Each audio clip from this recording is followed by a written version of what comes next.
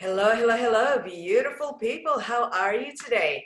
Today, I am here with another beautiful podcast guest, Relax and Raunchy Relationship podcast with me, Ingrid Galloway, and my new guest, Lorrie Ann.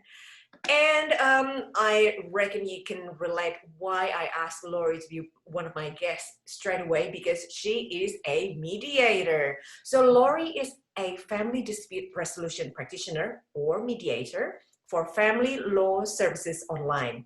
She is the founder of Our Children Australia and the co-founder of the Separated Parent Orders training program. Oh, amazing. We all need this. Lorrie is a leading expert in helping separated couples to move on by resolving their disputes using their tailored three-step dignified separation process. Oh my God.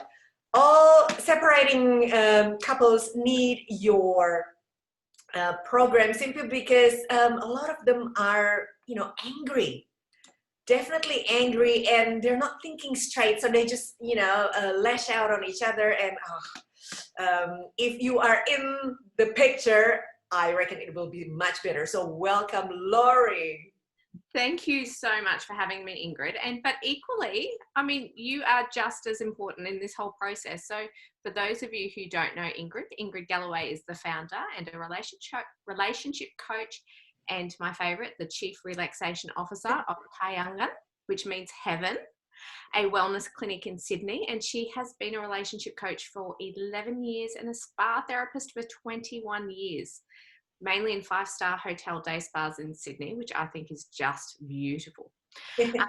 So she is used to looking after thousands of highly stressed clients from all over the world. And she now practices KAHYANGAN from clients' homes, offices, hotel rooms, and now, thankfully, online as well.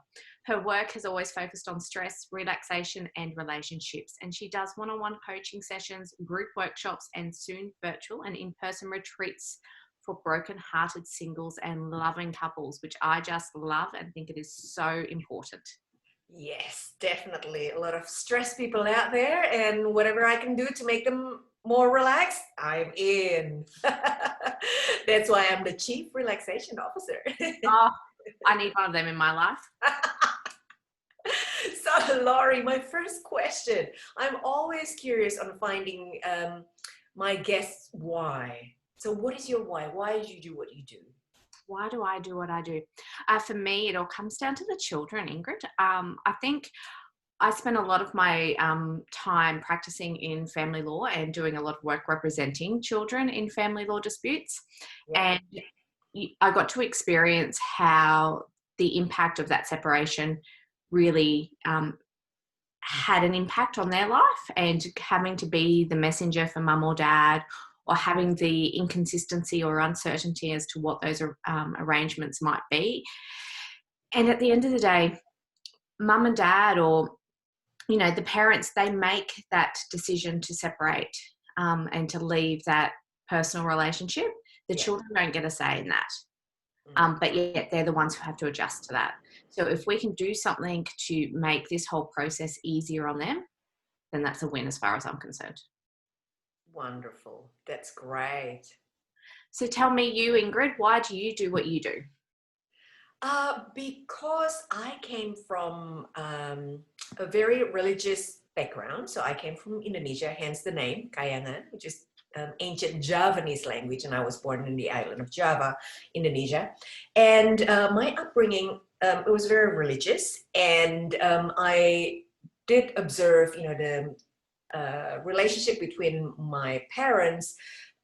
It's quite full of suppressed anger, some guilt, and culturally there's a lot of shame, so not so nice sort of like energy in my upbringing, whether it's due to the religion itself or the culture.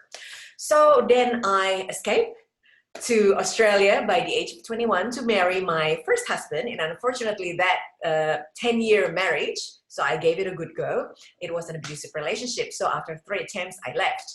And I gained the fun stuff, depression, anxiety, all the fun stuff, and lost everything material like furniture, properties.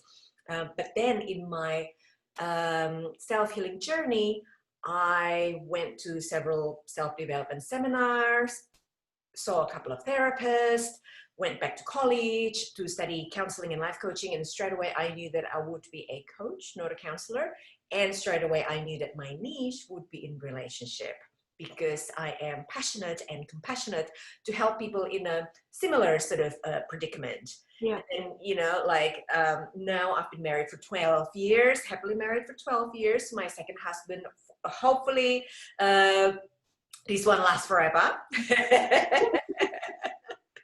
And we have 2 kids together. And unfortunately, with having kids, I got pre and postnatal depression as well. So my journey is kind of like roller coaster. So I totally understand when people is not feeling quite right, whether it's due to a little bit of depression, a little bit of anxiety, whether it's due to postnatal, prenatal, or the separation itself. I'm just so blessed if I can help people in that sort of situation. So yeah, that's my why.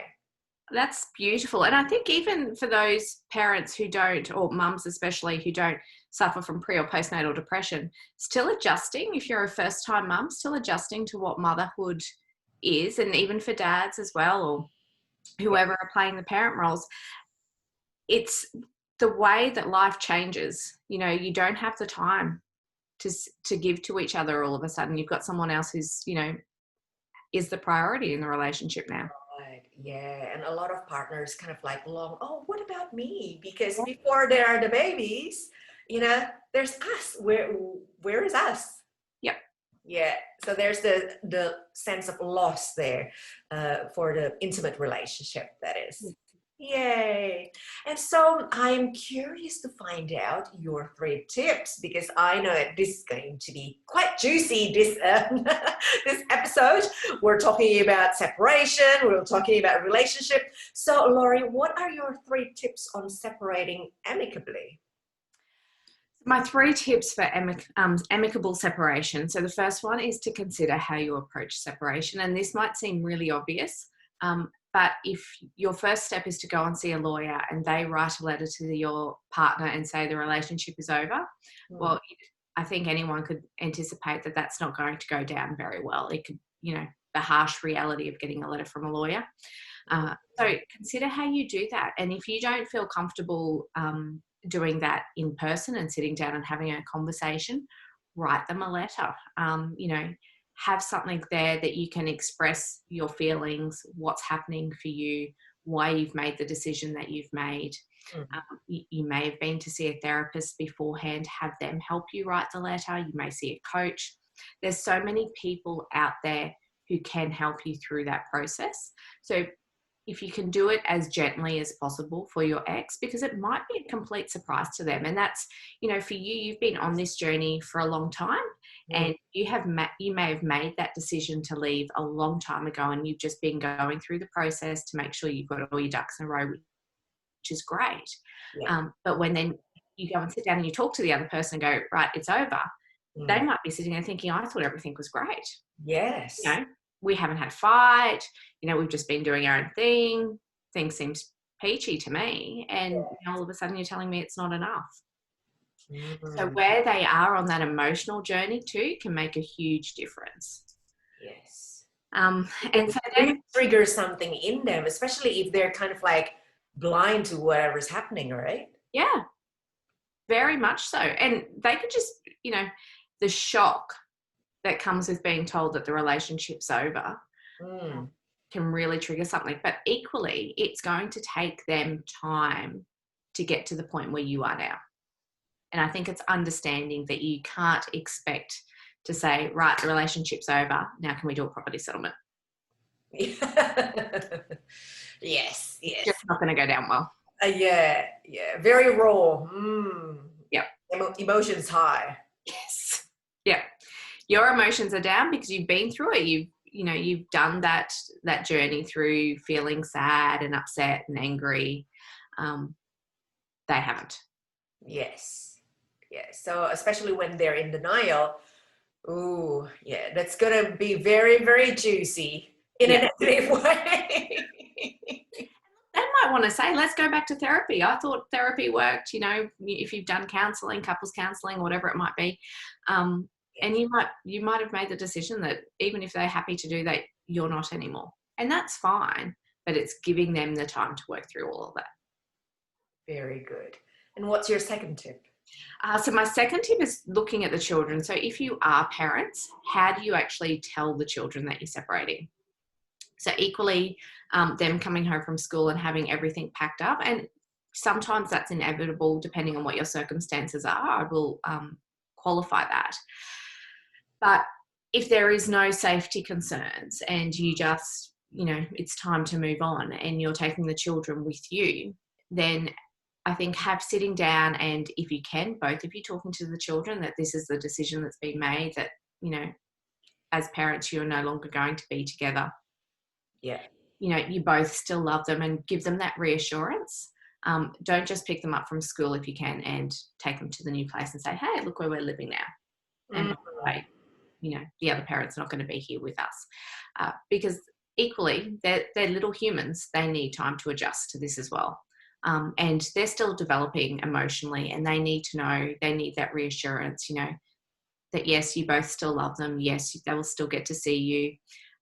Their routine and consistency for them is really important. So they might be an avid football player or a netball player, and they want to know that they can still do that on their Saturdays, or do they have to stop doing that now so that they can spend time with the other parent? What's the impact for them? And it's those things that, are the center of their worlds that we have to reassure them about. Yes, consider their shock. It's a shock to the system, and typically they blame themselves for this separation, right? Very much so. And especially if there's been fights going on and it could have been about money, and maybe they had asked for something and they may have asked for something weeks ago, but in their mind, that's what that fight's still about. Yes, yes. So then my last tip, Ingrid, for me is the most important one, and that is mediate, mediate, mediate. I can't stress it enough. And I think what I want to get across here is that you don't have to have a full-blown mediation right off the bat. Maybe what you need at this particular point in time for you as a family is just something short and sharp to get through the next few weeks. And then once you've got through the next few weeks, then do you need to do another one that will just get you through those following few weeks? It's just about, I suppose, stepping you through that process as easily as possible. I think it's really unrealistic to separate and then right off the bat go, let's plan what's going to happen for our kids for the next 12 years. Right. You're still adjusting to what your new normal is going to be as a single family household. The other person's still adjusting to what their new normal is going to be. The kids are still adjusting. You don't know how they're going to work going between the two households. You don't know what's going to work for them. And I would use that time to, try and put in arrangements that you think might work for your children, but then be flexible. If you think that they're better off staying longer at one parent and then a longer period at the other parent, do that. Use that time to just, trial and error. It's a new norm for everyone. So don't try and put anything in concrete straight up. Right. So going through stages, you recommend not plan everything bang, separate straight away, and this is what's going to happen, right? Yep. So your mediation process is like one meeting, apply for a week or two, and then another meeting, apply for the next however long future. Yeah, and it can be, mediation, I suppose, is all about communication and compromise. So at the end of the day, it's about identifying what it is that you really want at the end of the day. What is it that you are trying to achieve? And not only for yourself, but for your family as well. Yeah. And so if you need some time to work through that, then take that time, but make sure you're continually putting interim arrangements into place. And it could just be by email, you could just be communicating back and forward and going, so for the next few weeks, shall we try this? It could be a week about, it could be a 3-4 arrangement, it could be a 5-2 arrangement. At the end of the day, what you come up with as parents is going to be the best for your children. If you have a judge who doesn't know your children, who doesn't know your family, who doesn't know your circumstances, it's not going to be as, I suppose, tailored to your family. And then you're going to have to fit in around that. So if you as parents can come up with an arrangement for your children, then that's going to be much better. But go to court, you mean? Yeah, then going to court. But equally, you've got to bear in mind too that if we go back to tip number 1, is that if you've only just told them that you're separating, they're going to need time to work through that. So, being as gentle as possible in that process. If you are both ready, if you both made that decision to separate equally, you might be ready to go for a mediation and go, right, this is what we want to do for the next, 12 years, and that's fine. But if you aren't, there are other ways to handle the situation. Very good. Love those tips. Thank you very much. Very useful. Thank you. And what about you, Ingrid? Tell me your 3 tips. Yeah, so my 3 tips today are for singles. Number 1, I will say, because, emotions run high. It's a very, very stressful situation that you're separating from your partner. Number 1 will be take a break from work. Because typically, broken-hearted singles, they bury themselves in work to get busy and keep mind off things. I would suggest, go to a retreat, have a massage, heal your body, heal your mind. So don't just, go straight and bury yourself with work, because that really doesn't solve everything. All right. It will take your mind off things just right at this moment. And then guess what? Tomorrow, here's another day. And there's more work. There's more work.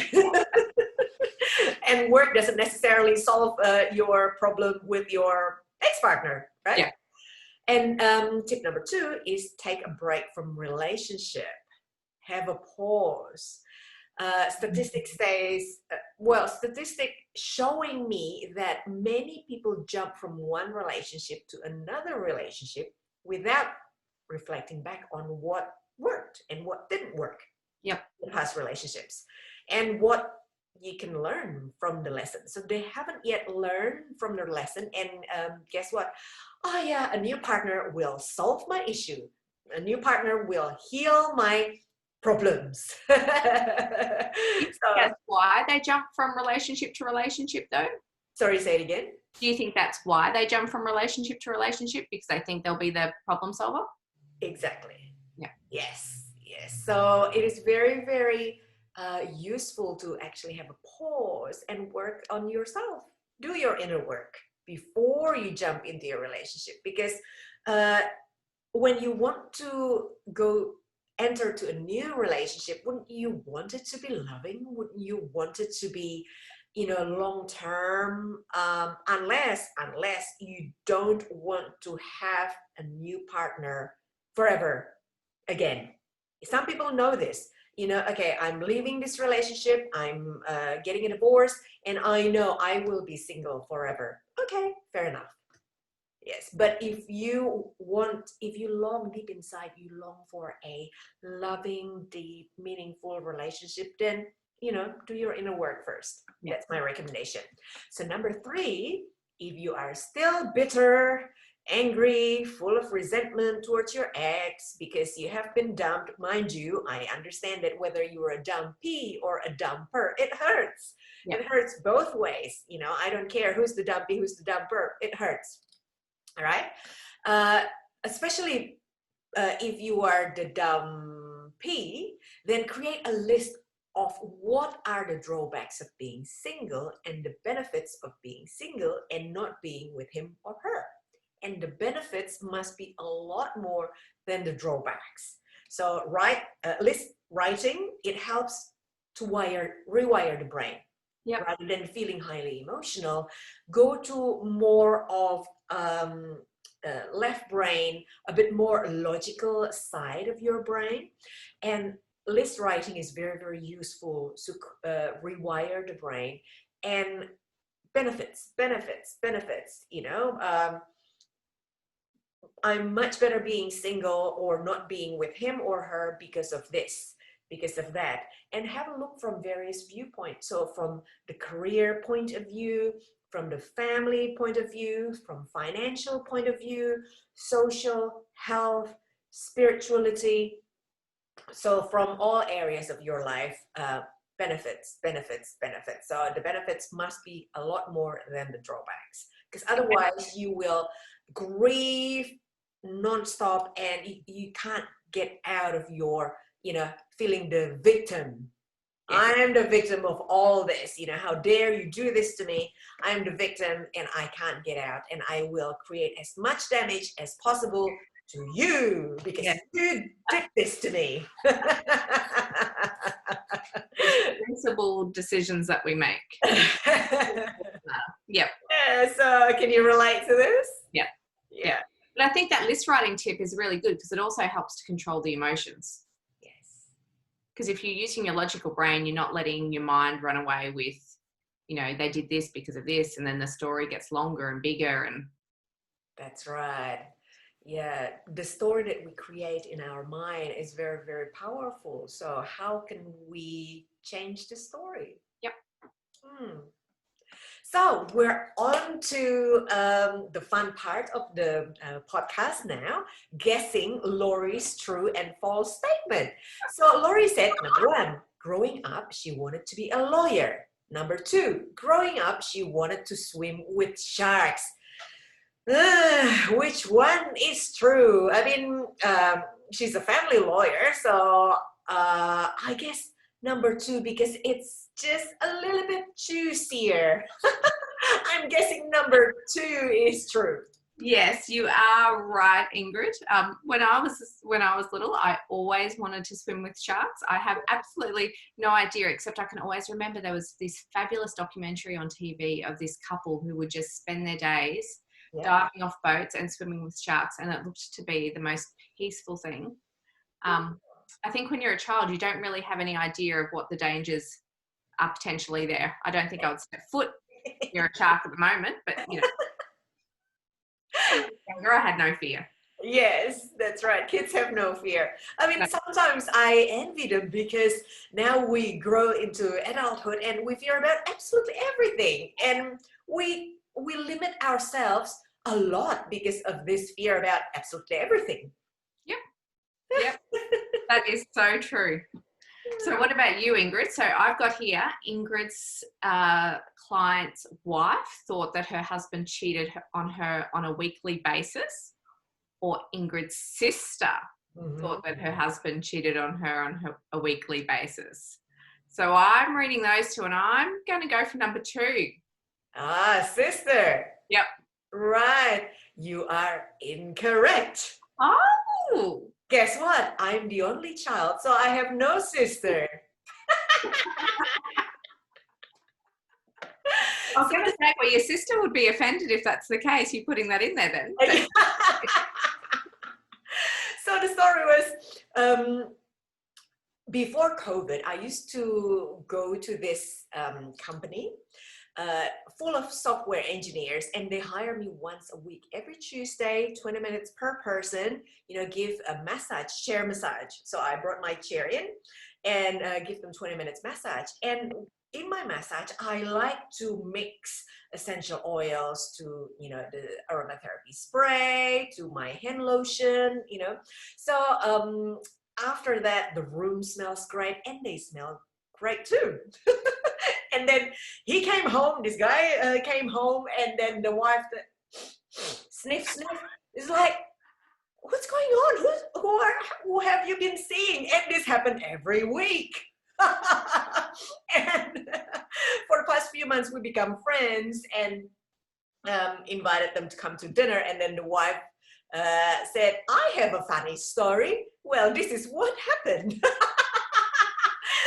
He came home, and then I smelled like, you smell good. You know, whose smell is this? it's me. I massage him once a week. That's me. The other woman is me. An employer needs to have a disclaimer for its employees. Please make sure you tell your partners about what's going on at work. So no, they're not cheating on you. It's only Ingrid. And it's a quickie because it only happened in 20 minutes.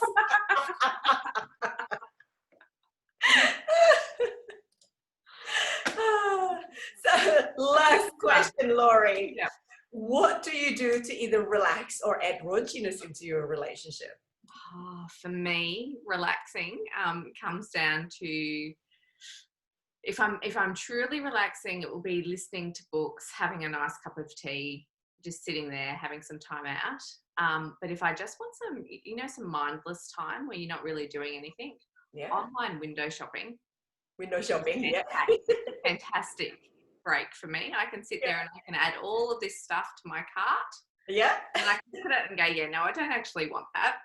And put it away. Online window shopping, not window shopping, window shopping.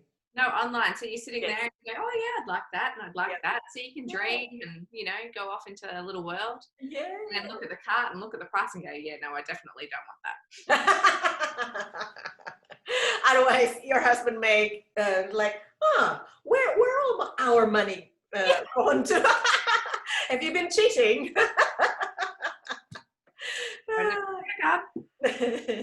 So what about you, Ingrid? What do you do to relax or add raunchiness to your relationship? Well, we like to do things together. Say, like if we are cooking, for example, we can add some, naughtiness, like pinch our bum or something like that.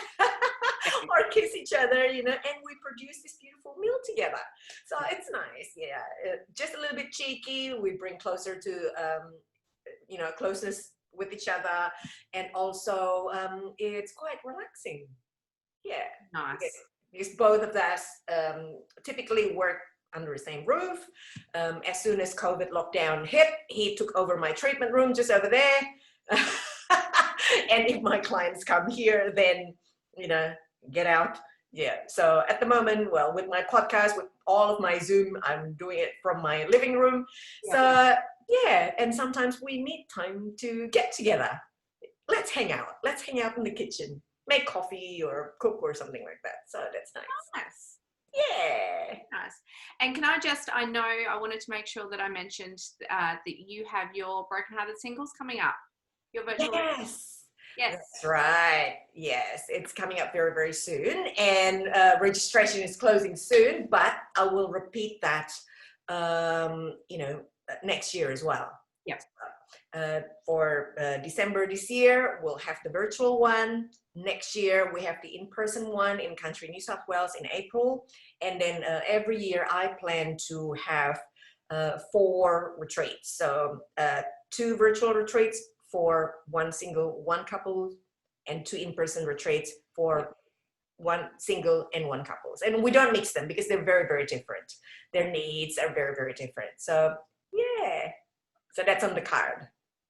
Excellent. I think that Broken Hearted Singles retreat is such a great way to, as we were talking before, about getting through that emotional part, healing yourself first before you look at starting again. Exactly. Wonderful. Well, thank you so much, people, for watching our collaboration together. I hope you enjoy that, have fun, and get some good tips from both of us. And next week, we will have another episode of Relaxed Raunchy Relationship Podcast with another guest sharing more tips and more fun stories. So if you would like to connect more with Lorrie Ann, how can they connect with you? So they can connect with me on Facebook, Family Law Services Online, or you can jump to my website and there's a free guide there, a guide to separation and divorce that you can download under the resources tab. Oh, beautiful. I will put that on the podcast notes, definitely. And people, if you would like to connect more and ask more relationship questions, you can ask for a free chat with me. Go to my website, www.kahyangan.com.au. That's KAHYANGAN. www.raunchy.com.au and ask for a free chat with me. So thank you so much, people. Thank you so much, Lorrie Ann, to come to this room and having fun with me. It's a pleasure. Thank you so much. Pleasure. Keep well and lots of love. Bye.